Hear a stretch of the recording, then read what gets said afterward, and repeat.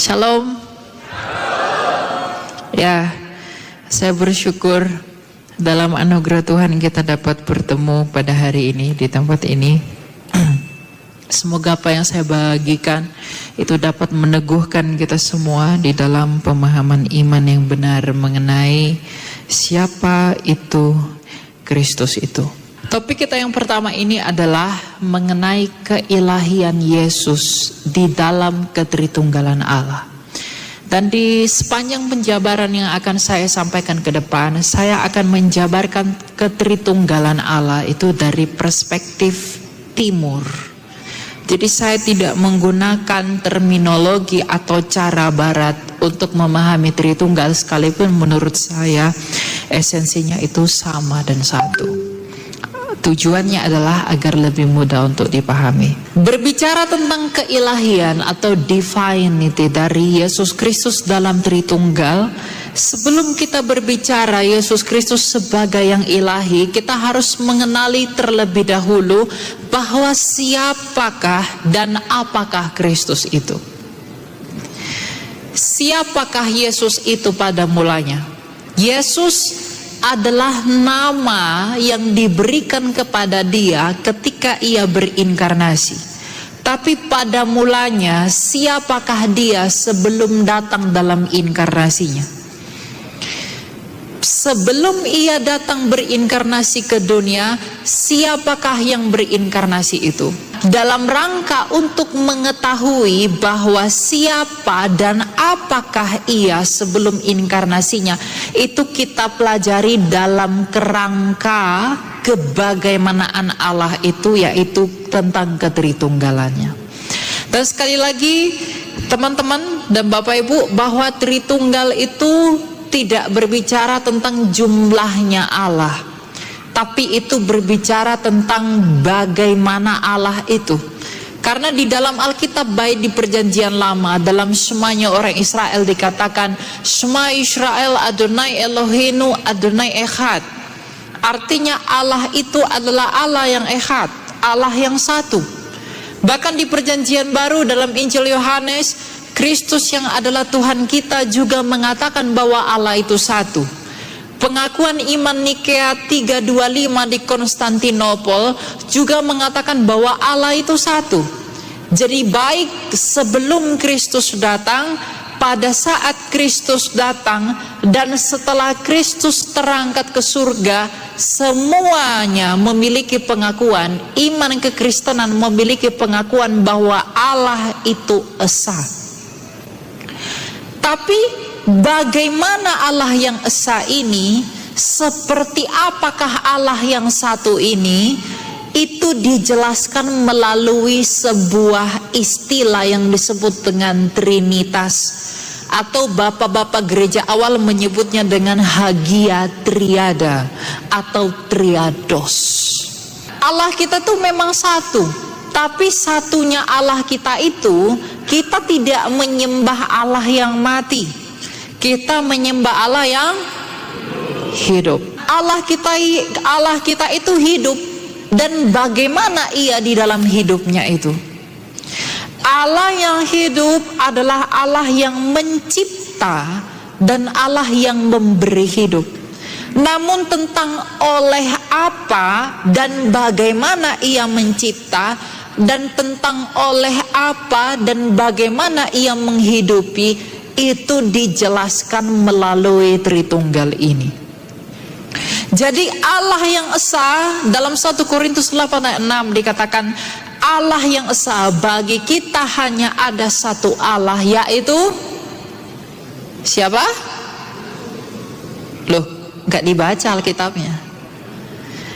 Bagi kita hanya ada satu Allah, yaitu siapa? Bapa. Jadi Allah yang esa itu disebut dengan Sang Bapa.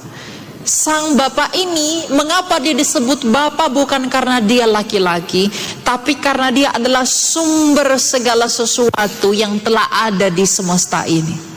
Dia adalah pribadi yang tak terhampiri. Dia adalah asal muasal dari segala sesuatu yang ada, yang kita lihat, yang kita dengar, yang kita raba. Itulah Sang Bapa. Di dalam diri Sang Bapa ini, di dalam dirinya, pada dirinya sendiri sebagai Allah, Dia itu memiliki firman, yang oleh firman itu Dia menjadikan segala sesuatu. Makanya dikatakan dalam Kejadian 1 ayat 3, berfirmanlah Allah jadilah terang. Berarti Allah yang adalah Sang Bapa tadi menjadikan terang menggunakan firman-Nya. Berarti Allah menjadikan terang oleh firman-Nya. Jadi Allah Sang Bapa menciptakan langit dan bumi dan segala isinya oleh firman-Nya yang ada di dalam Dia. Firman ini dalam bahasa Yunani disebut dengan logos, yang mungkin dapat diartikan sebagai ilmu, kecerdasan atau intelijensia dari Allah itu sendiri. Selain memiliki firman di dalam dirinya, Ia juga memiliki roh, yang oleh roh itu Ia menghidupi segala sesuatu. Makanya ketika manusia itu diciptakan Allah menurut gambar dan rupanya, dibentuk dari tanah liat, Ia menghembuskan rohnya yang kudus agar manusia yang Ia bentuk itu memperoleh hidup. Jadi Allah Sang Bapa ini, Dia mencipta oleh firman yang ada di dalam Dia, dan oleh rohnya Ia menghidupi segala sesuatu yang ada dalam Dia. Untuk itulah dalam Kejadian 1 ayat 1 dikatakan pada mulanya Allah menciptakan. Ayat kedua dikatakan roh Allah. Yang ketiga dikatakan berfirmanlah Allah. Jadi Trinitas itu dalam Kejadian 1 ayat 1, 2, dan 3 itu sudah disinggung meskipun tidak ada istilah Trinitas itu. Artinya apa? Sejak penciptaan, sejak semula, Allah itu sendiri, rohnya sendiri yang menghidupkan, dan firman-Nya yang ada di dalam Dia tidak pernah terpisah sejak pada mulanya. Jadi ketika Musa menuliskan pada mulanya Allah menciptakan, ayat 2 roh Allah, ayat 3 firman Allah, itu merujuk kepada bahwa langit dan bumi ini diciptakan oleh Allah Sang Bapa bersama dengan firman dan rohnya. Nah, tanpa firman Allah Sang Bapa ini tidak menjadikan segala sesuatu. Kalau kita baca dalam Yohanes 1 ayat 3, boleh nggak ditampilin ayatnya? Atau enggak? Yohanes 1 ayat 3, apa yang dikatakan Injil Yohanes 1 ayat 3? Segala sesuatu dijadikan oleh Dia. Oleh Dia ini siapa? Dan tanpa firman tidak ada satu pun yang telah jadi dari segala yang dijadikan. Tanpa Yesus yang adalah firman itu, tak akan ada yang dijadikan dari segala sesuatu yang dijadikan ini. Jadi Sang Bapa menciptakan segala sesuatu itu oleh firman yang ada pada dirinya. Dan tanpa firman-Nya itu tak satu pun yang telah jadi. Makanya ketika dikatakan berfirmanlah Allah, maka jadilah demikian. Berfirmanlah Allah, maka jadilah demikian. Kolose 1 ayat 15. Ia adalah gambar Allah yang tidak kelihatan, yang sulung, lebih utama dari segala yang diciptakan. Lebih utama dari segala yang diciptakan bukan berarti Yesus itu ciptaan. Lebih utama dari yang diciptakan ini adalah Dia adalah sumber ciptaan itu. Daripada Dialah ciptaan itu berasal. Daripada siapa? Daripada firman itu. Jadi Tritunggal itu berbicara tentang Allah Sang Bapa yang memiliki firman dan roh. Oleh firman Dia menjadikan segala sesuatu, oleh roh Ia menghidupi segala sesuatu. Mengenai roh Allah, Ayub 33 ayat 4. Roh Allah telah membuat aku dan nafas yang maha kuasa membuat aku hidup. Roh dan nafas Allah itu sama. Karena nafas tentang prinsip dan rohnya juga demikian yang ada di dalam Allah itu. Ya, jadi firman Allah menciptakan kita dan roh Allah itu menghidupi kita. Jadi Allah yang esa, yang adalah Sang Bapa, yang memiliki firman dan roh itu, itulah Tritunggal. Bapa, firman, lalu disebut sebagai anak, Roh Kudus, Bapa, Anak, dan Roh Kudus, itulah Tritunggal itu. Kalau Bapa itu adalah Allah, maka firmannya Sang Bapa dan rohnya Sang Bapa pastilah Allah. Kalau saya buat analogi, meskipun tidak ada analogi yang sempurna, saya nih manusia, saya satu manusia. Kalau tubuh saya ini manusia, maka apa yang di dalam saya pasti manusia. Tubuh saya manusia, berarti firman yang ada di dalam saya itu adalah manusia. Roh yang ada di dalam tubuh saya juga pasti manusia. Tapi apakah ada 3 manusia? Hanya ada berapa satu manusia di sini? Nah, kalau Sang Bapa itu adalah Allah itu, maka firman yang di dalam Bapa dan roh yang di dalam Bapa itu pastilah Allah. Tapi tidak ada 3 Allah, hanya ada 1 Allah. Jadi Bapa, firmannya dan rohnya, itulah Tritunggal itu. Lalu kenapa firman disebut anak?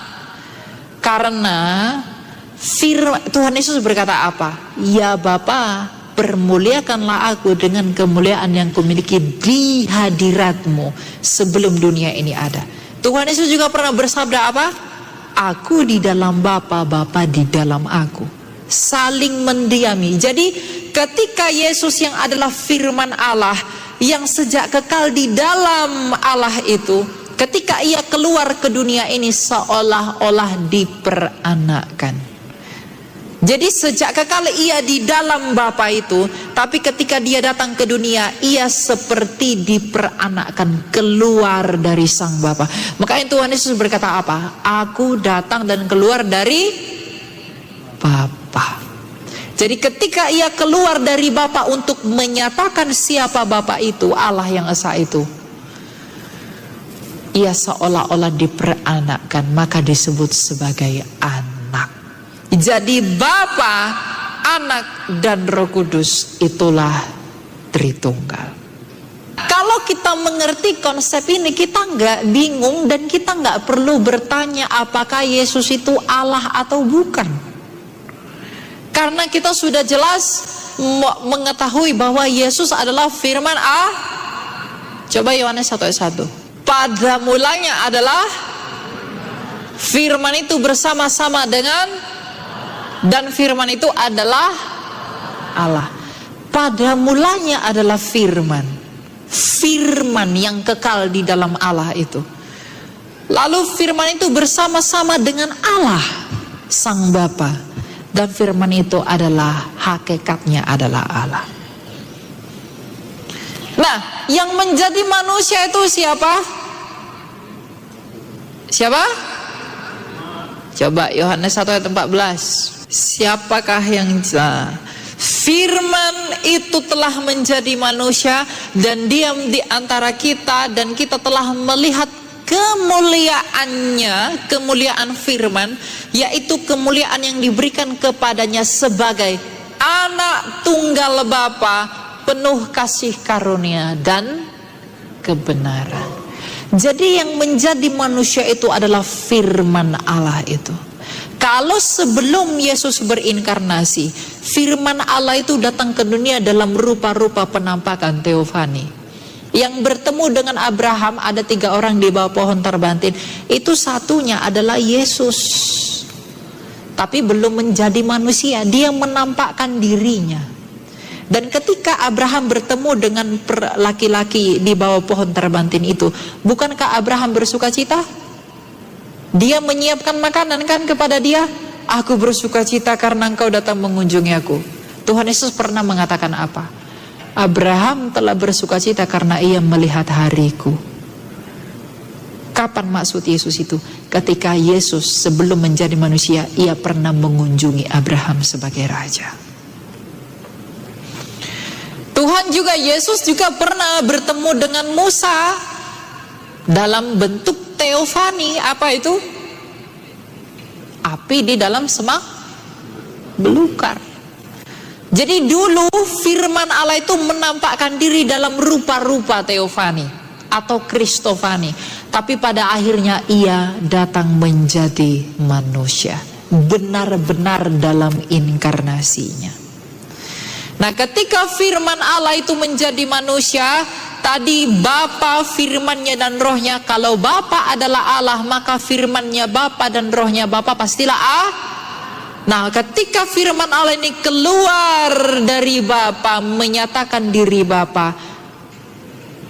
Ketika firman Allah, firman Sang Bapa ini keluar dari dirinya untuk mengatakan dan memperkenalkan dirinya, apakah dia kehilangan esensinya? Tidak. Firman Allah tetaplah firman Allah. Jadi ketika firman Allah datang menjadi manusia, ia tetap dalam hakikatnya yang ilahi, hanya saja ia mengosongkan dirinya. Ia tidak dalam surat Filipi dikatakan, ia tidak menganggap kesetaraannya dengan Allah.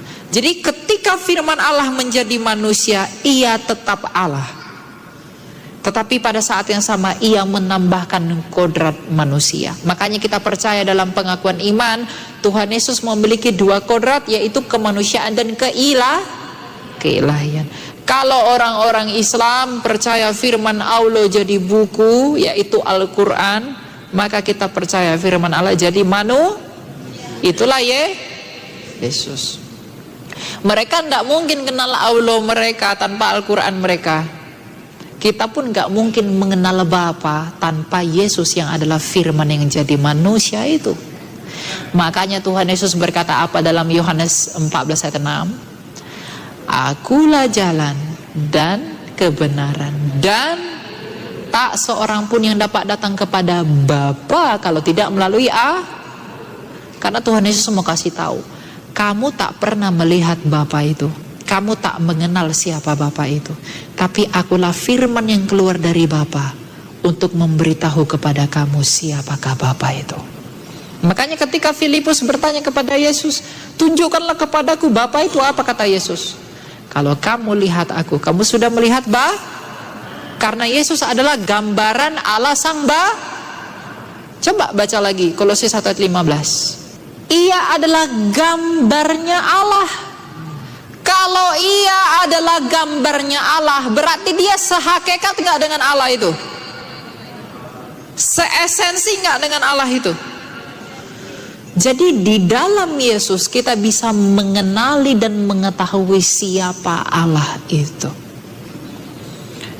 Dan di dalam Yesuslah kita bisa mengerti misteri dari Allah itu.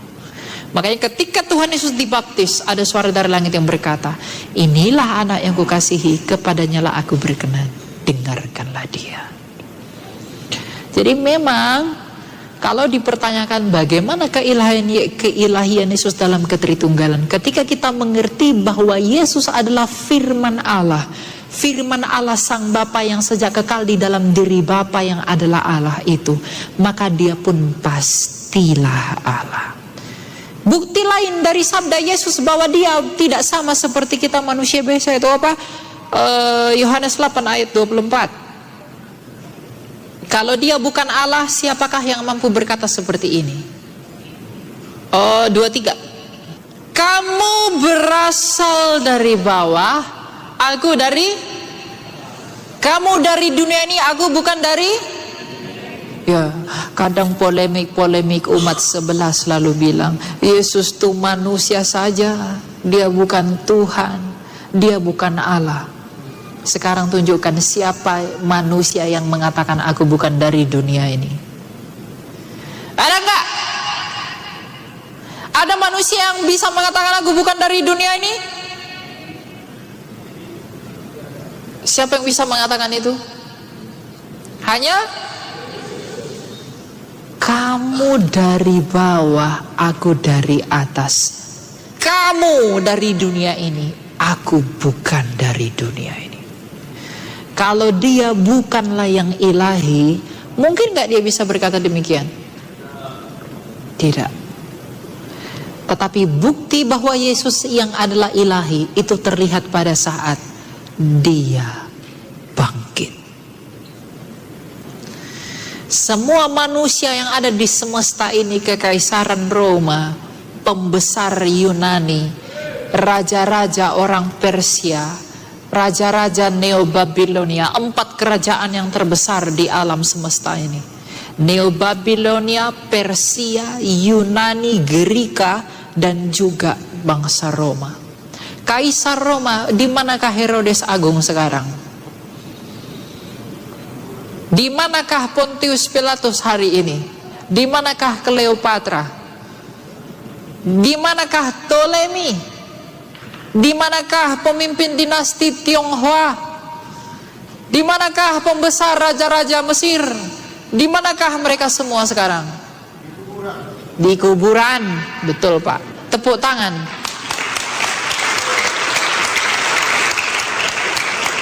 Hanya Yesus Kristus yang telah bangkit dari mati. Amin.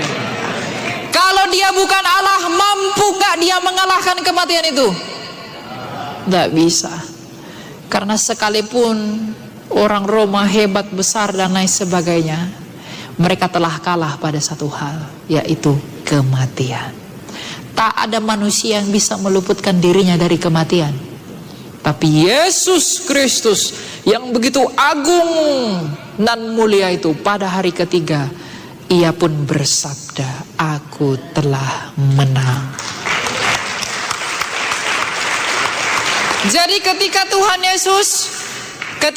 Yesus dengan rela naik ke atas kayu salib, iblis berpikir mereka telah menang. Kami telah menang dengan menyalibkan Yesus. Tapi pada saat yang sama, Allah lah yang mengalahkan iblis itu. Karena iblis mereka-rekakan yang jahat terhadap Yesus. Tapi pada saat yang sama, Allah mengubahnya menjadi yang baik. Coba ke Kejadian 50 ayat 20. Memang kamu telah mereka-rekakan yang jahat terhadap aku, tetapi Allah telah mereka-rekakannya untuk kebaikan dengan maksud melakukan seperti yang terjadi sekarang ini, yakni, aduh nggak kelihatan lagi ya, hidup suatu bangsa yang besar. Iblis itu mereka-rekakan yang jahat terhadap Yesus dengan menyalibkannya. Tapi pada saat yang sama, karena Yesus tahu akulah yang ilahi itu, apapun yang kamu buat terhadap aku bisa membalikkan keadaan itu. Kamu ingin aku mati? Oke. Tapi melalui kematian itu, aku yang menginjak-injak kamu. Itu perkataan Kristus. Dan pada akhirnya ia menginjak-injak iblis itu melalui kebangkitannya. Kematian adalah keinginan iblis, tapi Kristus telah menghancurkan kematian itu melalui kebangkitannya. Kalau dia bukan yang ilahi, bisa nggak dia melakukan itu? Dan masalahnya, ada nggak yang seperti Kristus yang telah bangkit dari mati dalam sejarah dunia? Ada atau tidak? Kalau tidak ada, apakah alasanmu untuk menolak dia?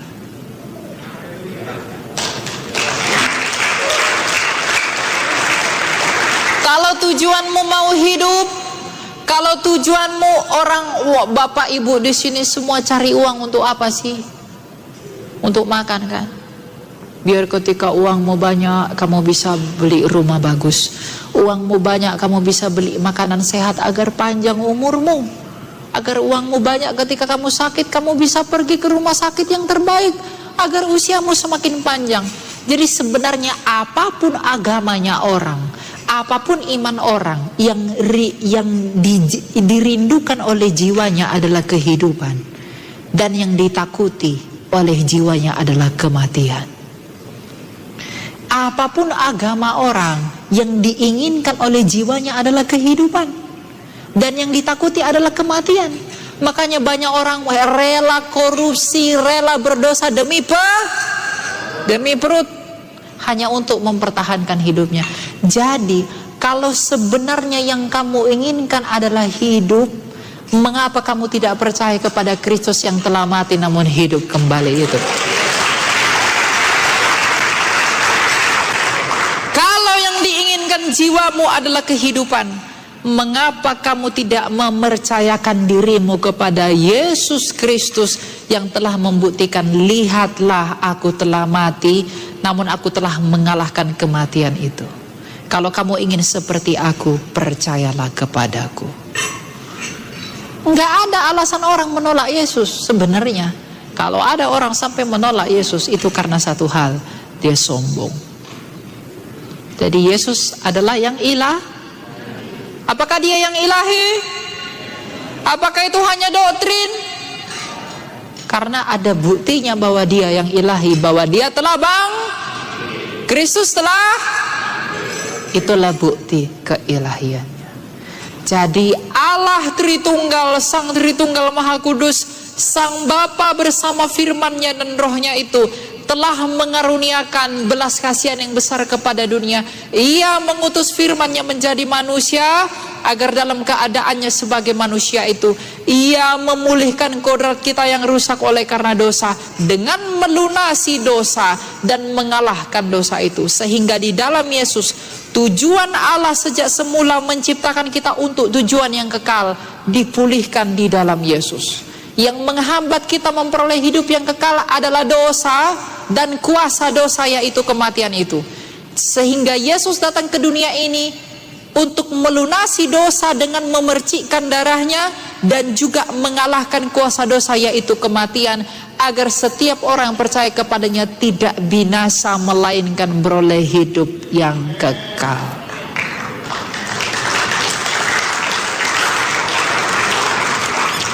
Jadi saudara-saudara, percayalah kepada Yesus. Demikian, Tuhan berkati. Amin. Baik Bapak Ibu dan Saudara, pasti Bapak Ibu sudah mempersiapkan beberapa pertanyaan. Mungkin satu orang satu, karena banyak, pasti saya percaya banyak yang mau bertanya di sini Bapak Ibu, berkaitan dengan yang dijelaskan, ya, berkaitan dengan itu. Oleh karena itu saya memberikan waktu, ya, untuk penanya, 5 penanya yang pertama. Baik Pak, terima kasih atas kesempatannya. Perkenalkan, nama saya Polmer Martua Simarmata. Tadi Kak Elia Miron sudah berkata, sudah menjelaskan bahwa iblis berpikir bahwa dia sudah menang ketika Yesus mati. Dan pertanyaan saya adalah, apa yang dikerjakan Yesus pada saat ada dalam kematian itu? Terima kasih. Baik, terima kasih Pak. Silakan untuk Bapak yang baju merah di sebelah kiri saya, sayap kiri. Terima kasih buat kesempatannya. Saya Jeskel Stohang dari Gereja Tuhan di Indonesia, GTDI. Yang saya mau tanyakan kepada Kak Elia, ini menjadi ayat yang sering dipakai, bahkan Juma pun sering memakai ayat ini. Jelas Kak Elia tahu siapa Juma kan? Markus 12 ayat 29. Jawab Yesus, hukum yang terutama ialah, dengarlah hai orang Israel, Tuhan Allah kita, Tuhan itu Esa. Pertanyaannya, bagaimana konsep ayat ini dijelaskan sesuai dengan penjabaran kakak tadi, sehingga ini banyak nih anak-anak sekolah yang datang, mereka punya kekuatan Yesus adalah Tuhan, bukan Yesus menyembah Tuhan. Terima kasih. Terima kasih Pak. Yang kedua tadi ada di sebelah sini ya. Yang ketiga, maaf, penanya yang ketiga Bapak yang di belakang kameramen. Oke. Terima kasih. Perkenalkan dulu, nama saya Hotmana Sudungan Tampu Bolon. Saya termasuk yang mengagumi Abang Elia Maron ini. Sebelumnya saya punya 4 tokoh ya apologet yang saya sering saya tekuni informasinya, termasuk Bambang Nursena, Pendeta Esther Soru dan Andre Tunggal, dan juga yang terbaru Elia Myron ini. Nah, pertanyaan saya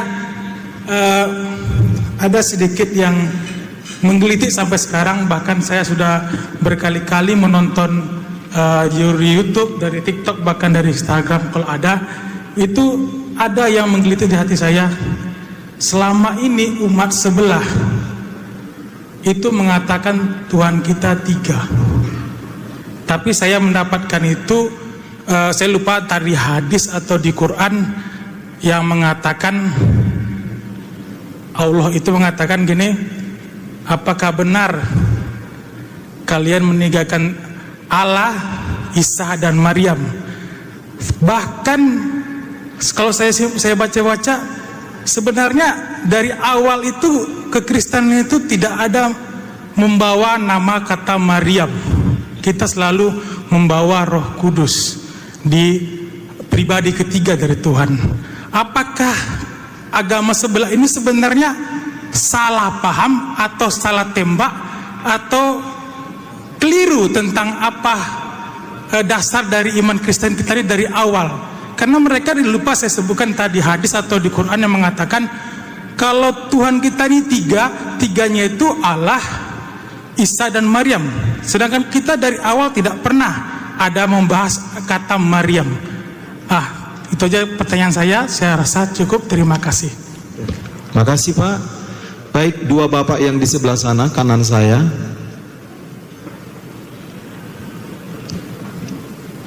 Ya, perkenalkan, nama saya Jeffrey Samuel dari GSJPDI Duri. Ya, yang saya pertanyakan, karena tadi sempat dibilang oleh saudara Elia bahwa Yesus tidak diciptakan, ya. Tapi bagaimana dengan satu kalimat di dalam Wahyu pasal 3 ayat 14, karena di situ mengatakan, dan tuliskanlah kepada malaikat jemaat di Laodikia, inilah firman dari Amin, saksi yang setia dan benar, permulaan dari ciptaan Allah. Dan juga di dalam Amsal pasal 8 di ayat 22 mengatakan juga bahwa Tuhan menciptakan aku sebagai permulaan pekerjaannya. Dan hampir sama dengan terjemahan lama itu mengatakan Tuhan menciptakan aku sebagai permulaan pekerjaannya. Jadi mohon untuk ditanggapi. Terima kasih. Terima kasih Pak. Satu lagi penanya tadi baru 4, yang di sebelah. Shalom. Shalom. Udah ngantuk? Terima kasih. Nama saya Hendra Saragi, saya dari gereja GBI ICC.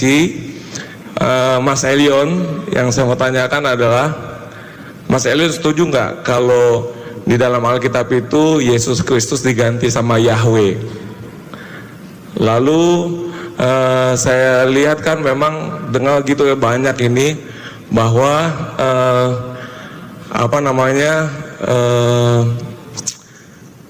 Yesus Kristus itu berasal dari bahasa Yunani gitu. Jadi ya ini mohon penerangan lah ya. Artinya kita ini kan tinggal di Indonesia, ya kan. Kalau Yeshua HaMashiach kan awal itunya kan, atau Yahweh itu kan dari Israel atau Ibrani gitu. Kira-kira gimana menurut Mas Elion? Terima kasih, Tuhan Yesus memberkati. Terima kasih Pak. Boleh tepuk tangan untuk yang penanya dulu. Ya, saya tahu Bapak Ibu akan ada bertanya lagi. Tolong ditahan dulu, boleh sabar. Akan ada sesi berikutnya. Tergantung Pak Bang Elia Myron untuk menjawabnya. Yang pertama adalah dari Pak Samarat Simarmata. Apa yang dikerjakan Yesus ketika pada saat kematian, 3 hari di dalam kematian, alam maut? Langsung? Iya, sama seperti Yunus dalam perut ikan. Maka ketika Tuhan Yesus mati dalam waktu 3 hari 3 malam itu, ia pergi ke dunia orang mati. Ia pergi ke perut orang mati itu, ke dunia orang mati, tapi ia tidak dicobai oleh neraka itu. Justru keilahian dia membuat neraka itu kalah, sehingga neraka itu diberantas sama Kristus. Kuasanya tidak sanggup menahan dia. Coba 1 Korintus 15 ayat 54 dan 55. Dan sesudah yang dapat binasa ini mengenakan yang tidak dapat binasa, dan yang mati ini mengenakan yang tidak dapat mati, maka akan genaplah firman Tuhan yang tertulis, maut telah ditelan dalam kemenangan.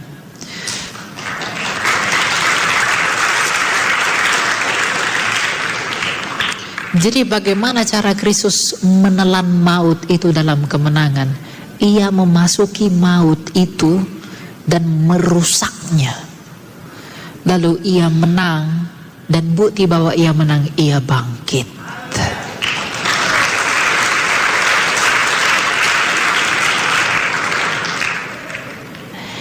Jadi yang Tuhan Yesus lakukan ke sana mengalahkan kematian itu. Tapi lebih daripada itu, ia pergi ke sana memproklamirkan kemenangannya. 1 Petrus 3 ayat 19. Dan di dalam roh itu ia, Kristus, pergi memberitakan Injil. Injil di sini itu nggak ada dalam bahasa Yunaninya ya. Jadi memberitakan apa? Memberitakan ia menang kepada roh-roh yang ada di dalam penjara. Jadi Tuhan Yesus pergi ke sana itu ingin memberitahu kepada Adam, Hawa dan lain sebagainya bahwa dia telah menang. Makanya ketika dia bangkit, di dalam Injil juga dicatat ada orang lain yang bangkit kan? Siapakah itu yang bangkit itu? Orang yang ada di perjanjian lama. Adam dia tarik, Hawa ditarik, Yesaya, Yeremia semua ditarik dari penjara itu, lalu dibawa dia ke Firdaus. Karena hanya dia yang bisa membuka pintu kerajaan maut itu. Jadi apa yang Yesus lakukan? Ia pergi ke sana bertamasya. Dia berkata, aku pergi nemuin Adam.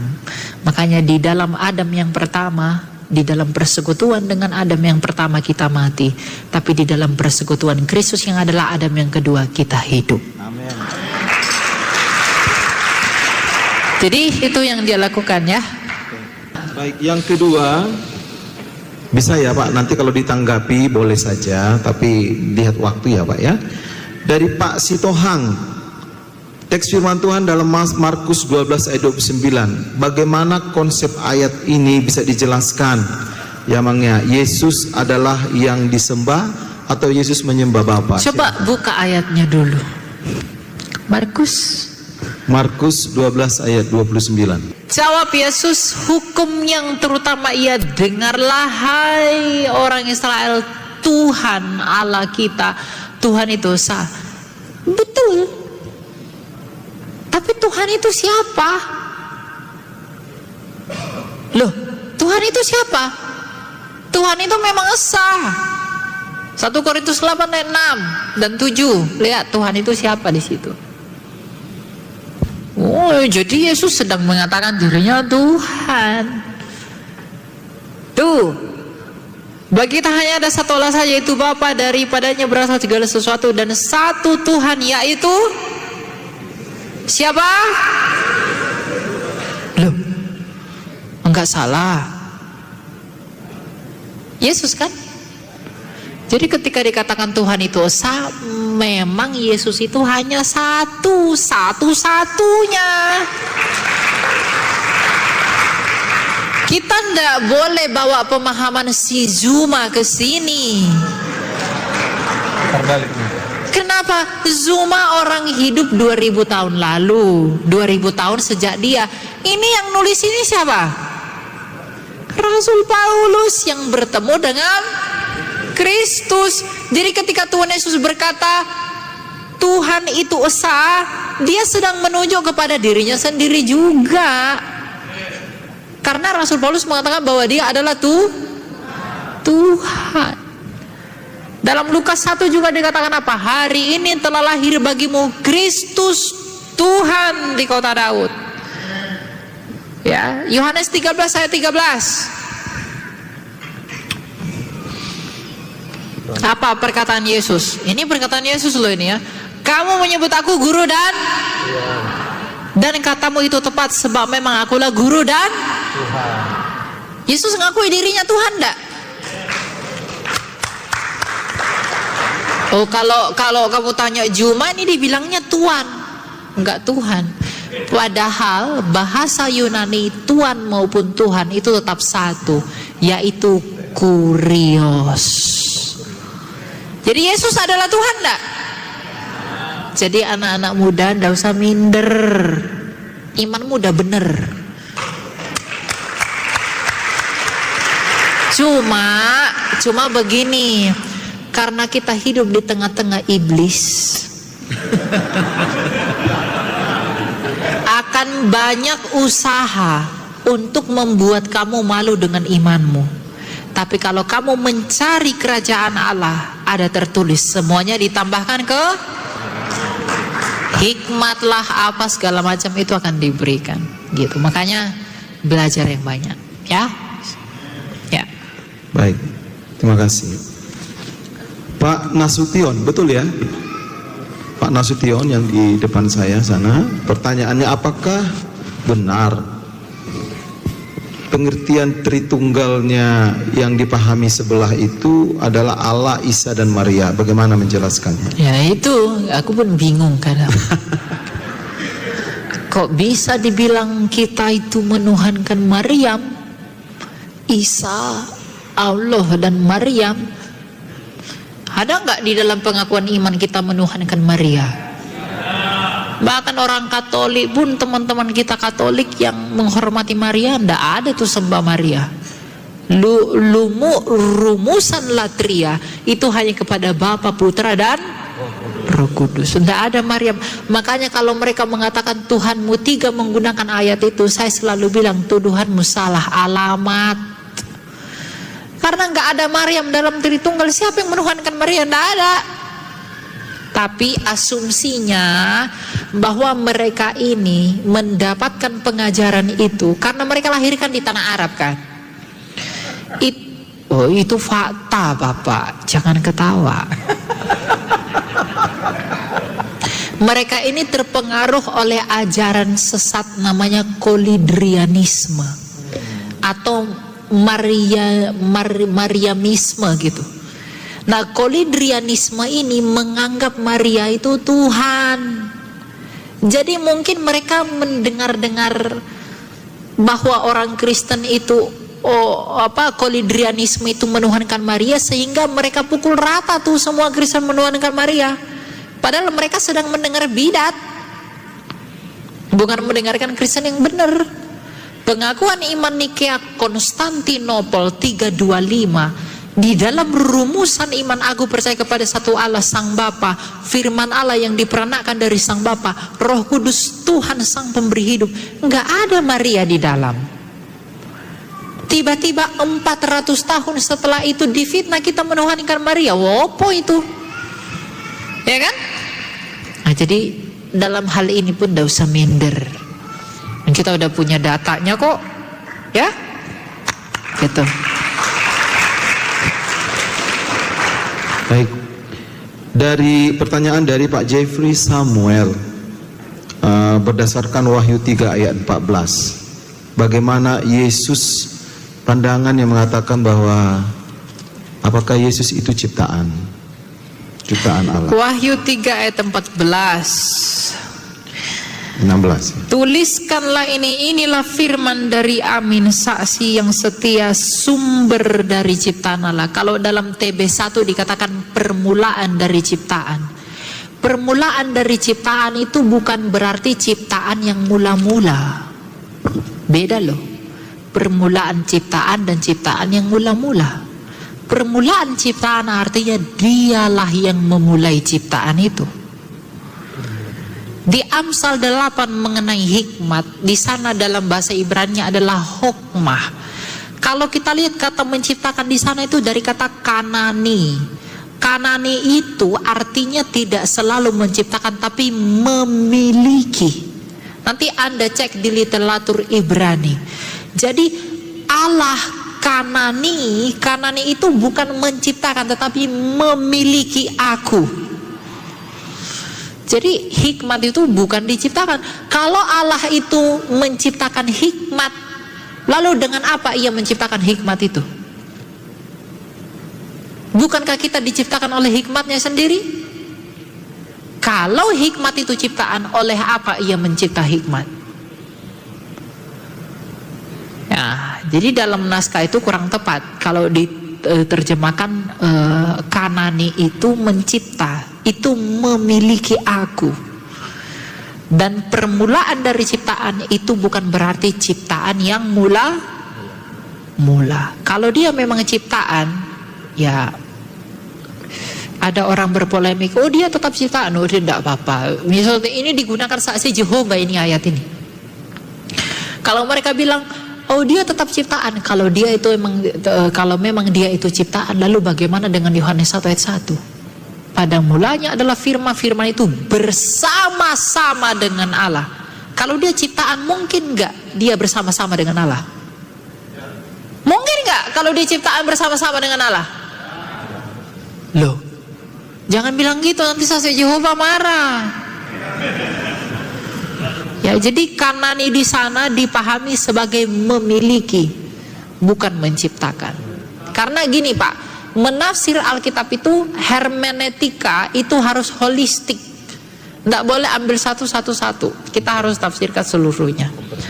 Gitu, ya. Jadi Kristus bukan ciptaan tetapi sumber dari ciptaan. Ya. Baik, terima kasih. Satu penanya lagi untuk Bapak Saragi, dari Bapak Saragi ya. Ada pemahaman yang mengatakan Yesus Kristus diganti dengan Yahweh. Kemudian Yesus Kristus berasal dari bahasa Yunani. Bagaimana penjelasannya? Oh ya, memang ada beberapa orang Kristen yang anti dengan kata Allah, lalu pengen merubahnya jadi Yahweh. Saya nggak tahu motivasinya apa, tapi ya itu salah. Yahweh itu pun enggak begitu. Yahweh itu enggak ada. Yod, He, Vav, He, tetragramaton itu enggak pernah dibaca Yahweh Pak. Yahweh itu buatan orang barat, melafalkan tetragramaton itu. Dalam semuanya orang Israel, dalam Ulangan, semua Israel Adonai Eloheinu Adonai Echad. Kata Adonai itu sebenarnya bukan Adonai, tapi Yod He Vav He itu. Tapi karena Yod He Vav He itu nggak bisa dibaca, maka diganti jadi Adonai. Adon itu artinya Tuhan. Dalam bahasa Yunani disebut Kyrie. Jadi semua Israel Adonai, arti Adonai Eloheinu Adonai Echad. Sebenarnya bunyinya adalah semua Israel Yod He Vav He Eloheinu Yod He Vav He Echad. Dan itu tidak pernah dibaca Yahweh. Jadi orang Kristen gak usah sok-sok keyahudian lah.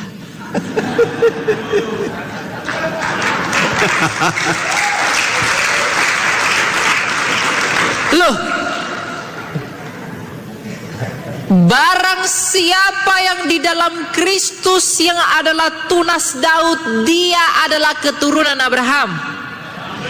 Dia adalah Israel itu. Jadi jangan, aduh saya pengen jadi kelihatan Israel, ngapain? Kamu Batak lah. Kamu nias lah. Tionghoa. Nggak usah sok-sok jadi Yahudi. Ya, pakai Yahweh. Nggak ada, Yahweh itu nggak ada pernah dalam Alkitab. Tuhan Yesus pernah nggak menyebut Yahweh?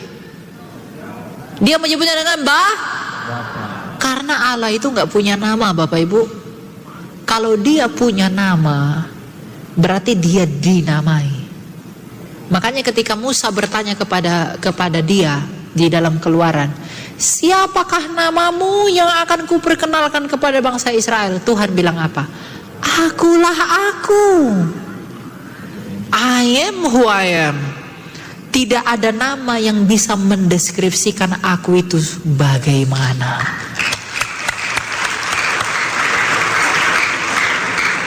Gak ada nama yang cukup untuk menjelaskan aku itu siapa. Jadi akulah aku.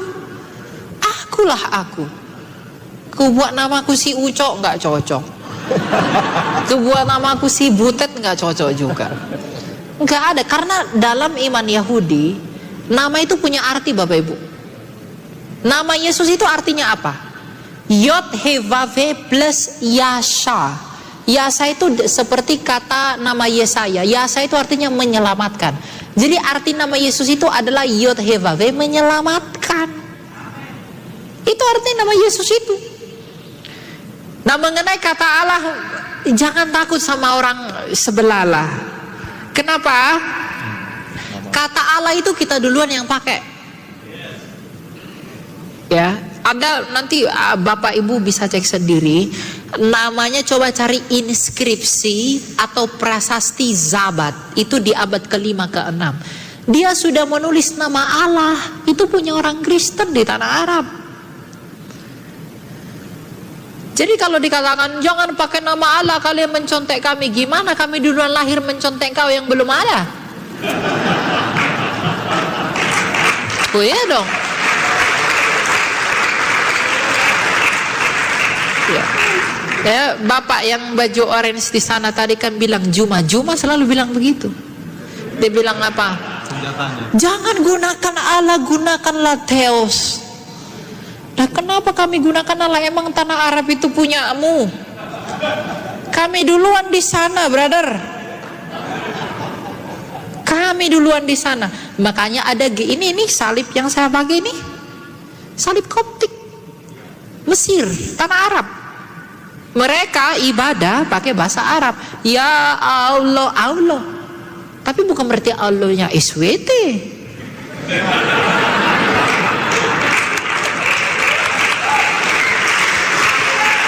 Allah kita adalah Sang Bapa yang Maha Kuasa bersama dengan firman-Nya Yesus Kristus dan Roh-Nya yang bukan Allah mereka. Kita menghargai lah Allah mereka, punya Allah ya silakanlah ya, tapi jangan mengklaim gitu loh. Kalau Pak Deki Ngadas tuh bilang bertelur klaim ya, tapi tidak pecah-pecah itu telur karena tidak ada pembuktian. Kata Allah kalian contek, oh kami duluan datang daripada kamu, gimana kami bisa mencontek kau yang belum ada? Gak mungkin. Ya, lagi pula kata Allah itu serumpun dengan bahasa Semitik, dengan bahasa Ibrani dan Aramaik. Bahasa Arabnya Allah, bahasa Ibraninya Eloah, bahasa Aramaiknya Elaha. Kan gitu. Nama Yunani, kenapa nama Yesus nama Yunani? Ya enggak apa-apa. Karena waktu itu bahasa Yunani itu bahasa internasional. Sama seperti sekarang bahasa Inggris. Nama Yunani Yesus itu Iesou, ditambah sufiks S untuk menandakan dia maskulin. Jadi Yesus dalam bahasa Indonesia diserap jadi Yesus. Tidak ada salah dengan itu.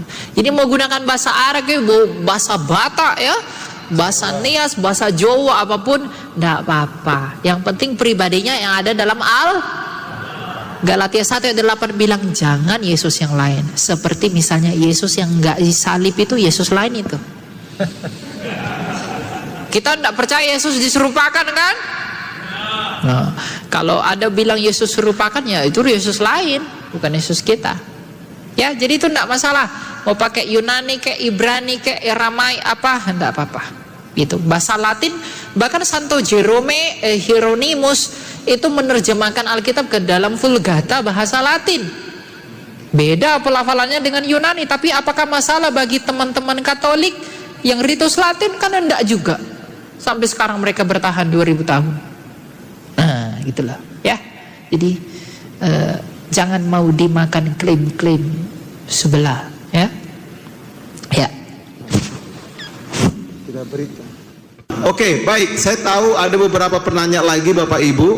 Kalau yang sudah bertanya kita berikan aturan, yang sudah bertanya mohon maaf, jangan bertanya lagi ya. Baik, supaya Bapak Ibu yang lain yang belum bertanya bisa bergiliran. Saya Pendeta Bungaran Marbun dari Batak ya. Saya dari gereja CMC. Jadi saya ingin Pak Elia Miron boleh menjelaskan apa kaitannya ayat-ayat ini Pak. Itu aja Pak. Kemudian Pak Elia Miron dari STT mana, kira-kira begitu Pak. Ayat-ayat yang perlu saya itu Pak ya, saya minta penjelasan dari Pak Elia Miron. Keluaran 20 ayat 3, kemudian Ulangan 6 ayat 14, kemudian Ulangan 10 ayat 17, baru Joshua pasal 24 ayat 15, dan Keluaran pasal 12 ayat 12-nya. Jadi orang kadang-kadang nggak bisa memisahkan ini. Begitu Pak Elia Miron. Terima kasih. Ya, makasih ya Mang. Masih ada lagi ayatnya Mang?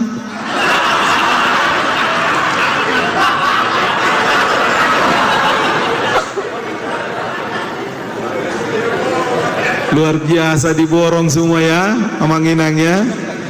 Oke, baik. Yang terakhir tadi Keluaran 12 ayat 12 Amang ya. Ya, oke. Kemudian Yesaya 4 ayat 15, betul?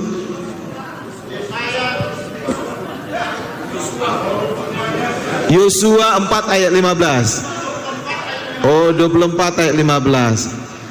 Inilah kalau saking banyaknya. Hampir saya buka konkordansi. Baik, untuk penanya yang kedua, Ibu yang di sana, silakan. Iya, terima kasih. Saya Bu Nina dari Gereja BICC. Tadi Kak Elia Miron menerangkan tentang teofani ya. Sebelum inkarnasi ada dalam bentuk di Abraham itu semak-semak yang terbakar. Kemudian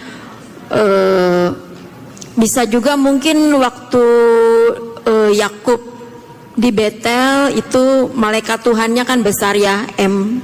Nah kemudian jika pada saat kejadian Adam dan Hawa itu kan bergaul akrab dengan Allah, itu bentuknya teofani atau bagaimana? Terima kasih. Baik, silakan untuk penanya yang ketiga. Shalom, salam sejahtera untuk kita semua, salam kenal ya. Saya Mama Willy aja panggil ya. Mungkin pertanyaan yang lain adalah hamba-hamba Tuhan. Nah, saya pertanyaan dari seorang ibu rumah tangga yang bertetangga dengan banyak background dan lutheran dari kekristenan ya. Pertanyaan saya begini, Nak Elia Miron, panggil anak dong ya, karena hampir seumuran anak saya. Tuhan memerintahkan kita untuk menjadikan semua bangsa adalah muridnya. Oh ya, saya berasal dari gereja GBI ICC. Kebetulan Pak Riki adalah gembala saya. Ya, nah pertanyaan saya di sini itu mulai saya remaja untuk menginjili yang berbeda dengan kita itu saya pakai ilustrasinya adalah seperti matahari untuk Tritunggal. Apakah itu benar atau tidak? Itu bisa masuk pertanyaan, bisa tidak ya. Nah, pertanyaan Ibu di sini, beri saya senjata ya. Karena saya lagi banyak bergaul dengan teman-teman kita saksi Yehova yang sebenarnya kalau dikatakan Kristen mereka tidak percaya Kristus dan mereka tidak percaya akan adanya Tritunggal. Nah, kebetulan Ibu sering dan intens ya. Nah, dulu saya sering diinjili buat mereka. Namun jawaban saya, bahkan mereka mungkin saya lihat semangat mereka itu datang nggak cukup sekali dua kali ya, bahkan bertubi-tubi ya. Nah, saya sudah minta hikmat Tuhan, tapi kadangkala saya ini manusia biasa yang kekurangan ilmu ya. Namun saya percaya, saya cuma minta senjata dari Nak Elia Miron, apa ayat-ayat yang perlu saya pegang, yang perlu saya kuasai untuk kenapa? Kita kasihan ya, kenapa mereka sebenarnya backgroundnya awalnya itu adalah seorang Kristen, namun mereka diinjili oleh dari saksi yang mereka mengatakan mereka adalah saksi. Nah, justru saya sedih melihat mereka yang awalnya dilahirkan sebagai seorang Kristen namun tidak mempercayai adanya Kristus, bahkan hari-hari besar mereka hanya cuma percaya hari kematian ya. Hari kematian dan yang lain itu tidak ada. Bahkan saya mengatakan shalom pun tidak ada balasan, atau Tuhan Yesus memberkati atau apapun itu tidak ada. Iya, terima kasih, hanya begitu aja. Namun karena saya sedang intens ya berhubungan dengan mereka, apa yang harus saya lakukan? Karena Saya bukan orang yang saya hanya orang biasa, namun saya ingin semua manusia di dunia ini mengalami keselamatan. Kalau untuk tetangga kita, sepupu kita, saya percaya semuanya sudah punya, artinya senjata itu firman Tuhan. Mungkin itu dari saya, nak ya. Makasih, Tuhan Yesus memberkati. Baik, untuk penanya yang keempat, silakan. Shalom Kak Elia, saya Ice Mayasari dari BICC Kampar. Yang ingin saya tanyakan yaitu mohon penjelasan tentang Matius 26 ayat 39, ketika Tuhan Yesus sebelum disalibkan di Bukit Getsemani, dia berdoa, "Ya Bapakku, jikalau sekiranya mungkin, biarlah cawan ini lalu daripada aku, tetapi janganlah seperti yang kuhendaki, melainkan seperti yang Engkau kehendaki." Seringkali mungkin saya keliru Kak Elia, makanya saya butuh penjelasan. Apakah di sini Yesus hampir menyerah? Karena saya kadang motivasi saya ketika saya ingin menyerah, Yesus aja hampir menyerah, apalagi saya manusia biasa ini. Tolong penjelasannya Kak Elia.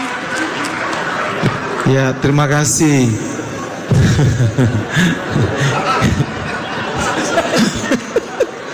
Baik. Nanti Ade Elia Mairon akan menjelaskan tentang penyerahanmu, Ibu. Ya. Silahkan Bapak yang di sebelah sana, sepertinya saya kenal, silakan. Puji nama Tuhan, terima kasih buat kesempatan yang diberikan. Saya mendengar begitu banyak. Pak, nama, marga. Nama saya James dari Gereja Bes Pekanbaru.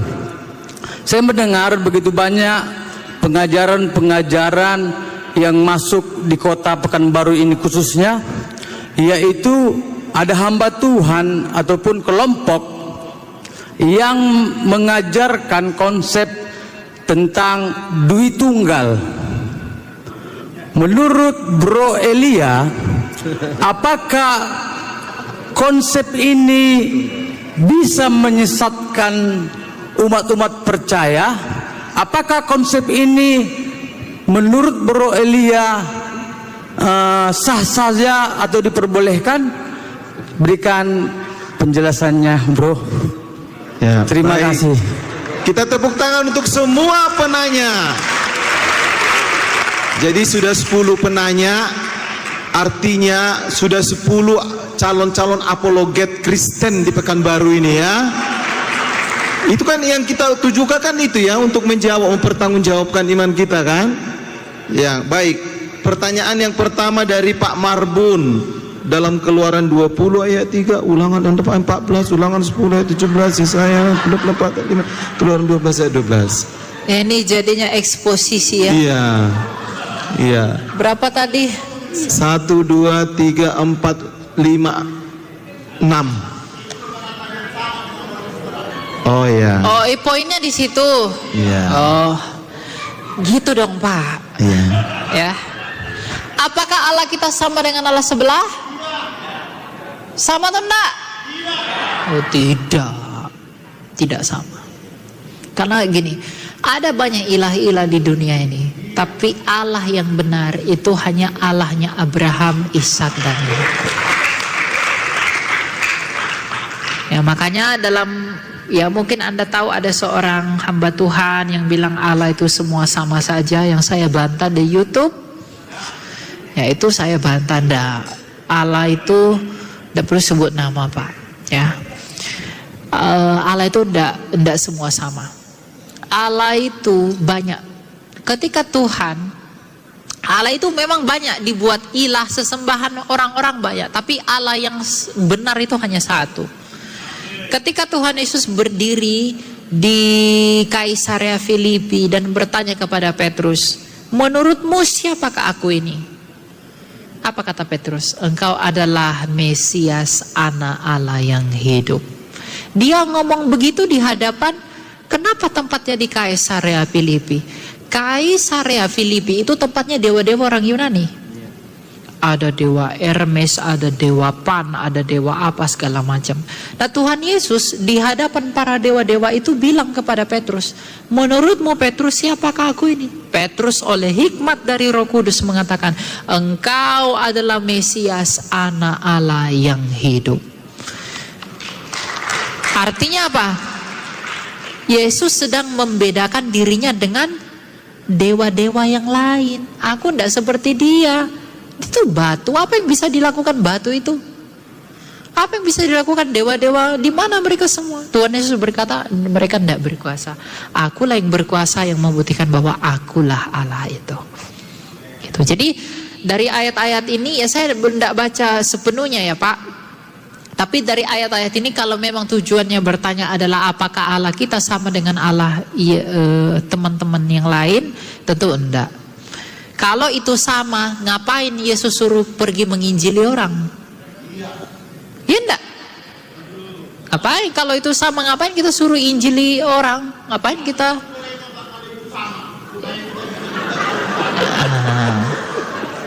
Kelihatan orang Bataknya, Pak.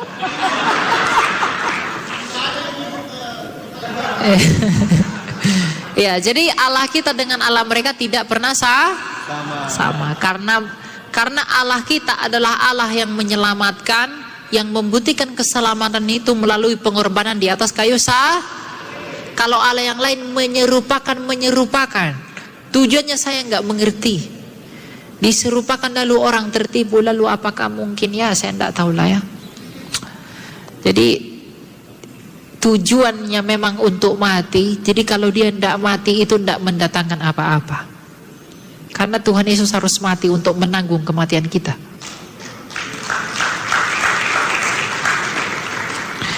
Bahwa Yesus tidak tersalib adalah ungkapan rasa malunya setan. Setan berpikir dia bisa mengalahkan Yesus melalui salib. Tapi melalui salib yang sama, Yesuslah yang mengalahkan mereka. Karena mereka malu bahwa mereka kalah, maka difitnahlah Yesus tidak tersalib. Jadi jangan percaya kepada Yesus yang tidak tersalib. Itu tak mendatangkan apa-apa. Ya? Ya. Yang kedua apa? Oh, STT. Pertanyaan yang tertinggal. Kayak mana kalau dijawab nanti pas perkenalan pribadi aja dengan Amang? Oh, biar semua tahu. Ya, silakan. Saya enggak sekolah STT. Saya sekolah STT, sekolah tiba-tiba. Jadi saya enggak gelar STT karena saya masih 21 tahun. Saya masih kuliah saat ini, bukan di jurusan teologi. Saya di jurusan sekuler. Saya mengambil ilmu bisnis dan hukum gitu. Jadi bukan teologi ya. Ya.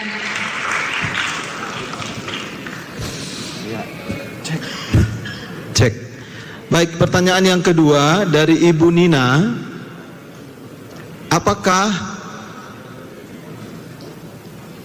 peristiwa tentang Adam dan Hawa yang dituliskan dalam Alkitab yang hidup bergaul dengan Allah itu bicara tentang teofani atau bagaimana? Iya, itu teofani. Kenapa dia berteofani? Karena Allah itu nggak bisa dilihat. Tuhan Yesus berkata apa? Kamu tidak pernah melihat wajahnya. Jadi Allah itu nggak punya wajah. Dia itu nggak seperti apapun. Nggak seperti apapun yang pernah kamu bayangkan. Jadi dia datang ke dunia ini, bahkan di Adam dan Hawa katanya berjalan-jalanlah Allah. Lalu Allah punya kaki begitu? Enggak kan? Itu adalah ungkapan yang disebut dengan saya lupa apa, menyimpersonifikasi. Jadi Allah itu seakan-akan dibuat seperti orang. Itu ungkapan simbol-simbol untuk mengumpamakan Allah itu seperti kita juga. Tapi dia itu tidak seperti apa-apa. Tapi satu hal yang pasti, Alkitab berkata bahwa Allah itu adalah terang. Jadi ketika bertemu dengan Adam, dilihat seperti manusia apa, ya itu dia berteofani. Ya, kenapa dia berteofani? Padahal waktu itu belum ada dosa, Teofani itu bukan karena ada dosa. Teofani itu penyataan Allah itu. Bahkan ketika dunia ini sudah berdosa pun dia tidak hanya berteofani, namun lebih jauh berinkarnasi. Gitu, ya. Jadi itu adalah penampakan Allah, teofani. Ya. Ya, baik. Sudah jelas. Pertanyaan yang berikutnya dari Ibu Uli berkaitan dengan amanat agung ya, menjadikan semua bangsa murid. Bagaimana dengan ketika dalam penginjilan atau dalam bersaksi menggunakan istilah matahari itu adalah Tritunggal. Begitu ya Bu ya. Yang kedua, ayat-ayat mana yang harus saya pegang dalam menghadapi saudara-saudara saya yang ada di sekitar saya itu yang menganut paham saksi Yehova. Silakan. Iya, apakah analogi matahari boleh digunakan? Bisa. Tapi Bapak Ibu, tidak ada analogi yang sempurna menjelaskan Tritunggal itu. Karena analogi itu hanya menjelaskan sebagian dari aspek yang dianalogikan, tidak mencakup keseluruhan.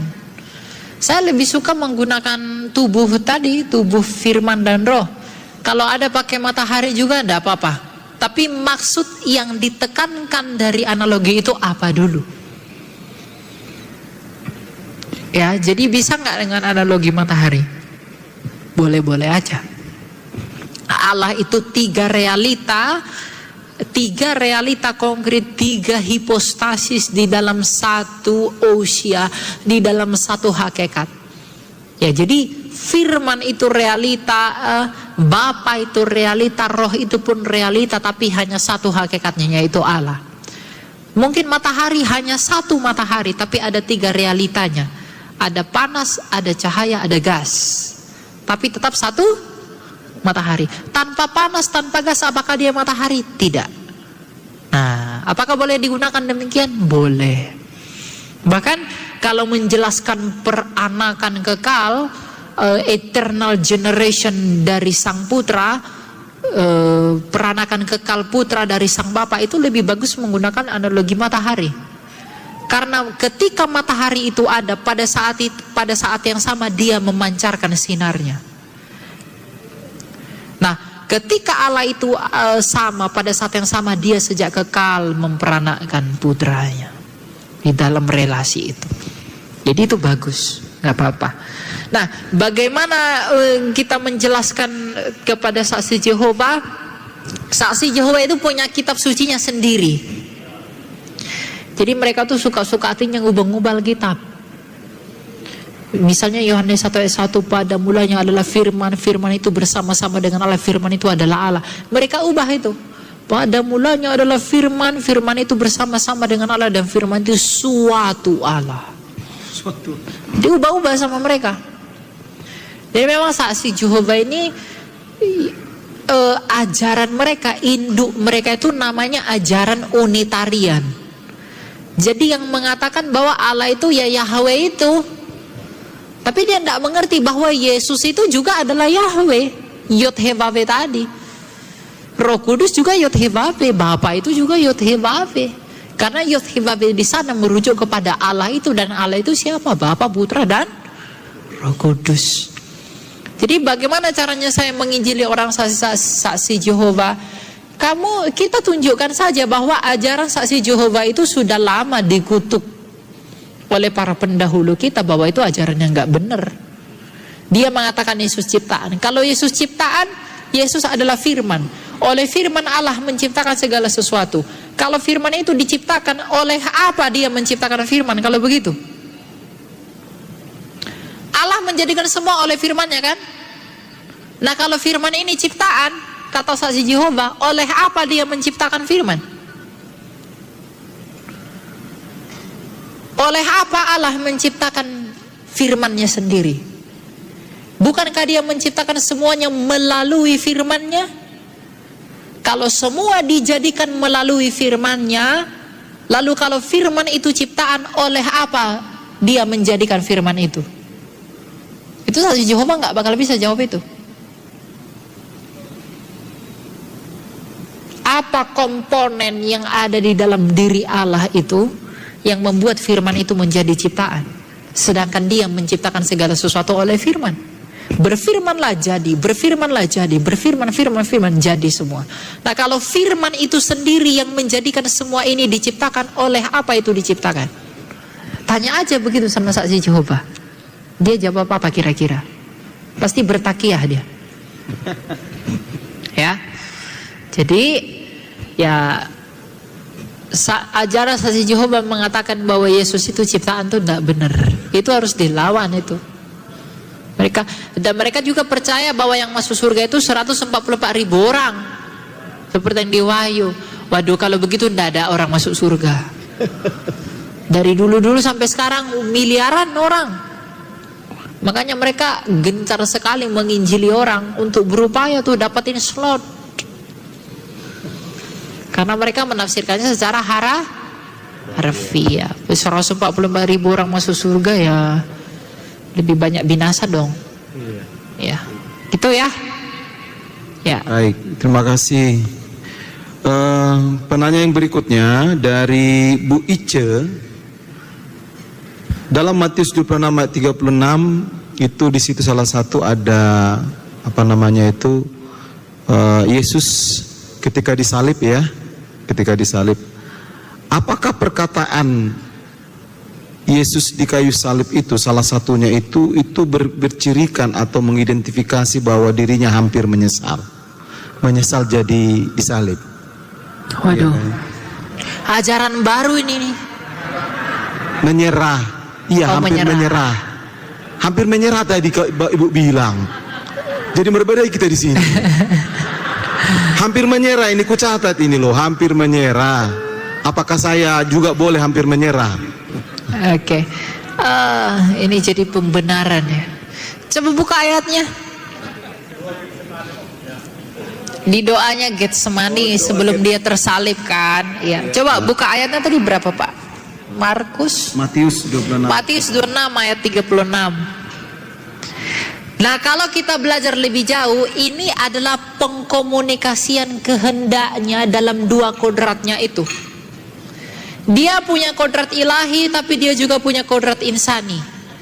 Makanya dalam Ibrani dikatakan imam besar kita adalah imam besar yang juga turut merasakan kelemahan-kelemahan kita. Nah, jadi coba ayat yang dibuka tadi mana? Matius berapa? 39. Oke. 39. Itu. Maka ia maju sedikit lalu sujud berdoa katanya, ya Bapakku, jikalau sekiranya mungkin. Nah, ketika ia berkata jikalau sekiranya mungkin, itu adalah kodrat kemanusiaannya. Kodrat kemanusiaannya, sekiranya mungkin, biarlah cawan ini berlalu daripadaku. Jadi memang dia benar-benar manusia seperti kita. Siapa di sini yang nggak takut disalib? Takut nggak kalian disalib? Nah, kodratnya sebagai manusia itu, dia mengkomunikasikan kodratnya sebagai manusia itu, jikalau sekiranya mungkin, biarlah cawan ini berlalu daripadaku. Itu kemanusiaannya itu. Tetapi janganlah seperti yang ku kehendaki dalam kodratnya itu, melainkan seperti yang engkau kehendaki. Jadi meskipun dia dalam kodrat kemanusiaannya itu merasa takut, tapi dia memilih untuk taat kepada Bapaknya. Jadi ini disebut dengan pengkomunikasian kodratnya dia, pengkomunikasian kehendaknya dia. Kehendaknya dia sebagai yang insani dengan kehendaknya dia sebagai yang ilahi. Kehendaknya sebagai yang insani, apakah Allah butuh makan ikan goreng? Tapi kenapa Tuhan Yesus makan ikan goreng? Karena dia manusia sejati. Apakah Allah butuh minum? Butuh nggak Allah minum? Tapi Yesus minum nggak? Artinya karena dia memang juga manusia, bisa nggak ampuni dosa? Allah mengampuni dosa nggak? Yesus mengampuni dosa nggak? Berarti dia juga adalah Bisa nggak manusia kita bangkitkan orang mati? Yesus bangkitkan orang mati nggak? Berarti dia bukan hanya manusia, bukan hanya Allah, tapi dia adalah manusia dan Allah. Dia sepenuhnya manusia dan sepenuhnya Allah. Ya, sama seperti yang di sebelah ya. Mereka percaya firman Allah menjadi buku. Nah, buku itu punya dua kodrat. Dia adalah firman dan dia adalah kertas. Ketika kertas itu terbakar, apakah firman Allah terbakar? Nah, firman Allah ketika menjadi manusia, ketika firman Allah dalam keadaannya sebagai manusia itu mati, apakah kealahan mati? Jadi firman Allah telah mati melalui kodratnya yang manusia itu. Nah, untuk ayat itu tadi, itu bukan pembenaran kalau Yesus saja menyerah, kenapa saya nggak boleh menyerah? Orang yang menyerah di dalam perjuangan imannya tidak akan mendapatkan mahkotanya. Bahkan di dunia ini pun, sesulit apapun yang kita alami dalam hidup ini, contohlah kepada Kristus. Kalaupun kita mengalami kesulitan, kita mengalami pencobaan, kita mengalami penderitaan, anggaplah itu layak bagimu karena kita adalah orang berdosa. Sedangkan Kristus tak berdosa merasakan yang lebih parah dari kita. Kristus yang tak berdosa mengalami yang lebih parah daripada kita. Jadi kalau kita dalam penderitaan kita hampir menyerah, kita dalam pencobaan kita hampir menyerah, pandanglah dan ingatlah selalu akan Kristus. Kalau Kristus Yesus yang adalah Tuhan dan Rajaku, dia mengalami penyiksaan, dia mengalami penderitaan yang lebih parah daripada aku, sedangkan ia tidak berdosa. Siapakah aku ini layak menuntut sedangkan aku berdosa? Kenapa kita nggak memikir begitu? Kalau saya menderita, saya kesakitan, itu layak saya peroleh. Kenapa saya orang berdosa kok? Kalau kamu mengalami kesakitan luar biasa, apakah kita layak mendapatkan itu? Layak, karena kita orang tapi Kristus itu tak berdosa tapi mengalami semuanya itu. Makanya dikatakan Kristus itu benar-benar teladan. Agar apa? Agar penderitaan yang kita alami itu, semua kesakitan yang kita rasakan, itu menjadi suatu penghiburan apabila kita memandang kepada Kristus. Untuk itulah Kristus datang ke dunia ini di dalam kehinaan, agar semua orang yang hina, semua orang yang menderita itu merasa terhibur ketika mengingat dia. Amin. Jadi tidak boleh menyerah. Jangan menyerah ya, kamu tidak tahu kapan mati. Baik, penanya yang terakhir dari Pak James Purba. Apakah konsep teologi tentang Dwi Tunggal itu sesat atau tidak? Belum selesai dengan Tritunggal, udah ada Dwi Tunggal. Nanti buat lagi Fortunggal. Ya, Dwi Tunggal ini maksudnya apa dulu? Ada memang pengajaran dari salah satu yang menurut saya luar biasa ya.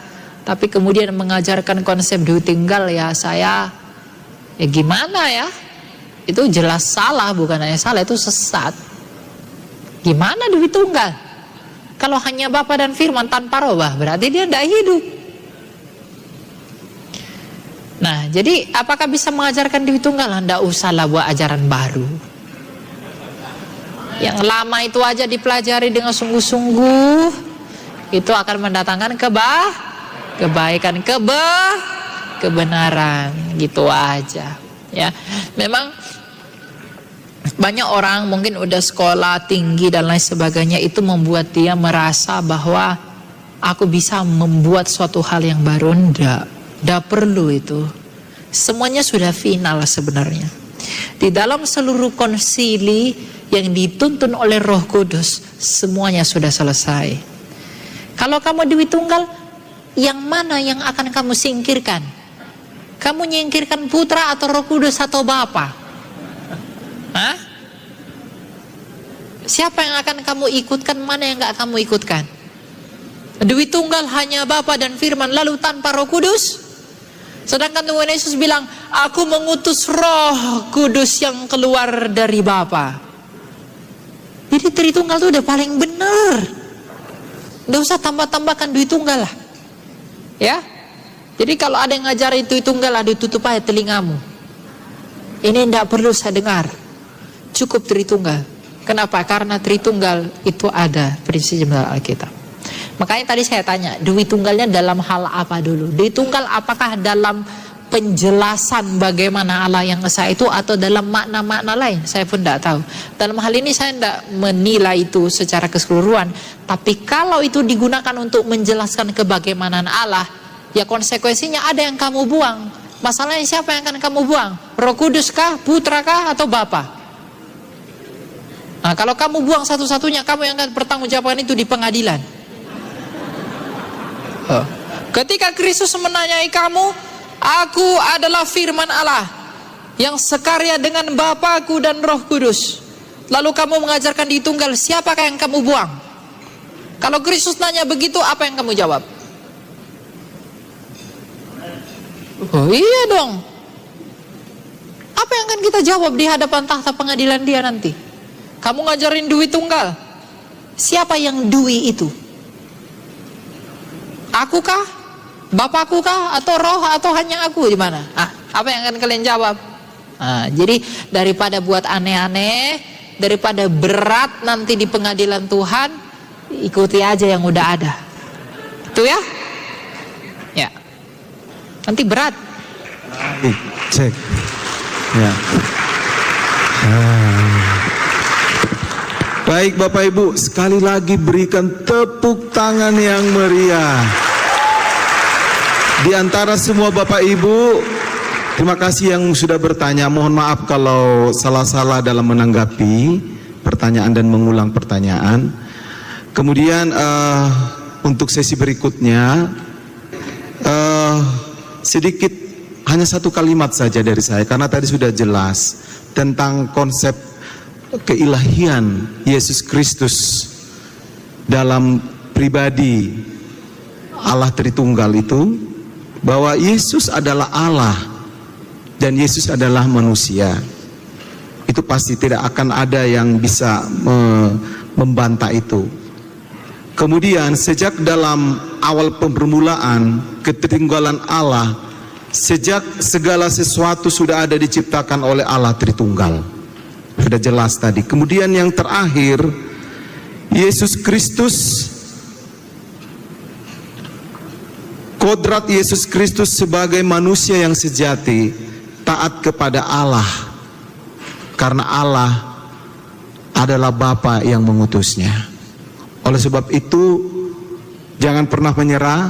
Yesus sudah menjadi teladan bagi kita dalam setiap penderitaan-penderitaan yang dialami, untuk kita boleh hidup sampai dengan saat ini dan untuk seterusnya. Sekali lagi kita berikan kemuliaan bagi Tuhan Yesus Kristus.